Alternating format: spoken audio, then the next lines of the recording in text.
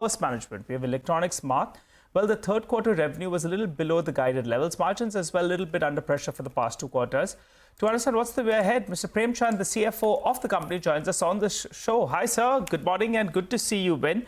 Well, if I look at your 10-month performance, the growth that you've achieved is close to around 10% or thereabouts. You were guiding for around 15% earlier. So do you end this year closer to that mark, point number one? And also margins have been a little bit under pressure. I recall you saying that, that you'll be able to improve margins from these levels. Is that on the cards? Good morning and thank you very much for having me on your show. The first question is about the top line growth, which Yes. we were guiding around 15%.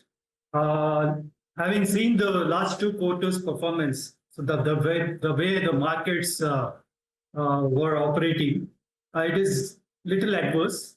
As a result, I think we have to revise that targeted 15% growth to 12% year on year. Okay. So And coming to the margins. So you'll grow, sir, by 12% this year, but on that lower base for the following year, what kind of growth can you deliver? And also give us the margin outlook, both for this year and next year. Yeah. And next year, definitely, because the base is adjusted. So as a result, I think we are quite optimistic that next year it would be 15% year on year. And it is quite possible because if you look at the markets also, like this year in the investors presentation also, we have clearly shown how the clusters are currently operating. Like Hyderabad as a cluster has a negative SSG, whereas the other clusters have been shown decent improvement and in terms of the triple SG.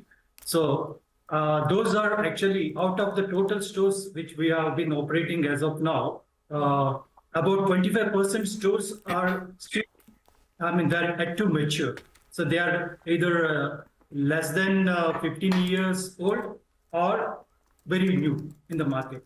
So these stores are going to perform. I think they start generating adequate throughput in the upcoming quarters. Coming to the margins, what happened this year, there was a little competition in the third quarter.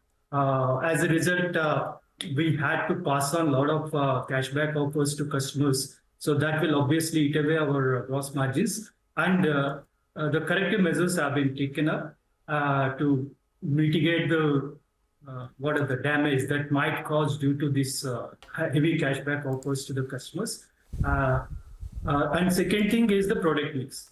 So air conditioner is a category which is actually the important product that is supposed to generate the maximum gross margins among the categories. So that is also picking up. Since 1st February, we could see decent growth from air conditioners because temperatures are rising in the clusters that we have. Yeah. And next year, for sure, we are going to have 15% line growth as well as margins. Improved margins. Like current year, we might end up at 2.5% PAT margin, whereas next year it will definitely improve about 2.8%. So, but I want to know the EBITDA margin number as well. Currently, it's at around 5%, right? 5.2% during this quarter, 9-month period at 6.4%. One for the end of FY25, what would be your margins, EBITDA margins? And next year, will you come back to that 7% range that you were in, 7-8% range for EBITDA margins? This year, it will. We might end up at 6.5 for the year. But next year, definitely there will be about 30 pips improvement. That is, we are expecting. Okay. Now, you did touch upon that SSSG growth, which has seen a decline this time, specifically mainly due to the Hyderabad performance being lackluster. So could you just give us an outlook in terms of different clusters? What is the growth in Q4 over there? And also in terms of expansion, right? You have been aggressively expanding your store addition plans, which is exceeding your guidance. So how are these newly added stores picking up in terms of pace, and what is the break-even time for this? In the last couple of quarters, we focused more on tier 3 and 4 cities. So where store opening is not very difficult as compared to the metros and other city, tier 1 cities. So that's the reason why we have exceeded the guidance, whatever we are given at the beginning of the year. And by end of this financial year, we will end up at 200 stores count across all these clusters, out of which about 5 stores which are in pipeline in NCR. And these stores were ready in all respects, but due to pollution restrictions on and off, so the store launch got delayed. And hopefully, I think in this month or early next month, so we will be launching another 5 to 6 stores in NCR. Then another 5 stores will be added in the South cluster. So all put together, we will take the store count to 200. But next year, it will not be so aggressive as this year. So this year, we are ending up adding more than 40 stores in the year. Whereas next year, our new store addition will be confined to 30.